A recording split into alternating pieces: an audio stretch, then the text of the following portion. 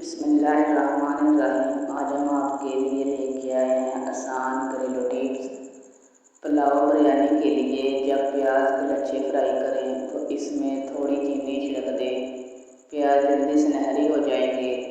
سالن اگر پتلا رہ جائے تو اس میں 5 تا 6 عدد کاجو یا بادام کا پیسٹ شامل کر دیں، سالن گاڑھا اور خوش ذائقہ ہو جائے گا۔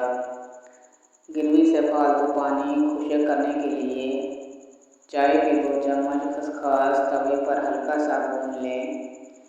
اب اس کی پیسٹ بنا کر سالن میں شامل کریں اور ہلکی آنچ پر پکا لیں۔ سالن گاڑھا ہو جائے گا۔ پکوڑوں کو نرم بنانے کے لیے اس کے امیزے میں 2 چائے کے چمچ گرم تیل شامل کریں۔ سخت پنیر کو نرم کرنے کے لیے کچھ دیر نمک ملے گرم پانی میں رکھ دیں۔ بند گوبھی پکاتے وقت اس کی بو پورے گھر میں پھیل جاتی ہے۔ اگر گوبھی پکانے کے دوران پین میں روٹی کا ایک ٹکڑا رکھ دیں تو بو نہیں پھیلے گی۔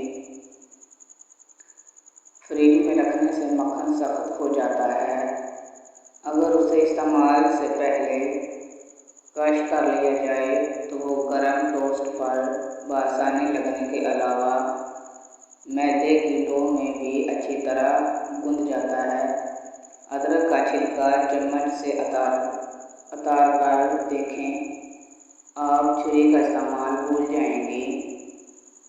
سیب، کھیرے اور آڑو کے چھلکے ضائع مت کریں، انہیں تازہ دھنیا، ہری مرچوں، ادرک، ناریل، نمک اور چینی کے ساتھ ملا کر پیسنے سے لذیذ اور غذائیت سے بھرپور چٹنی بنتی ہے۔ اسے دہی میں شامل کر کے اور رائتہ تیار کیا جا سکتا ہے۔